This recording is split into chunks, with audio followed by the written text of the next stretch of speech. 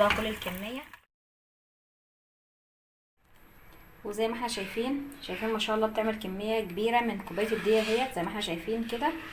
اي شكل بقى انت حباه والمتوفر عندك ممكن تعمليها بايدك كده في الكيس الحلواني، مفيش اي مشكله، المتوفر والموجود.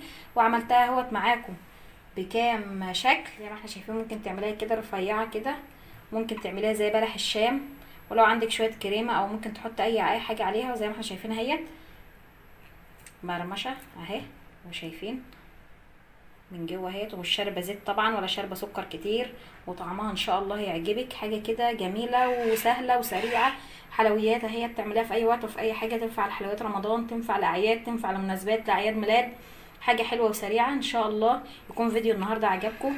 ما تنسوش تدعمونا بالاشتراك في القناه وتفعيل الجرس عشان يوصلكم كل جديد، واللايكات الجميله عشان تشجعونا لمزيد من الفيديوهات. نشوفكم في فيديو جديد، والسلام عليكم ورحمه الله وبركاته.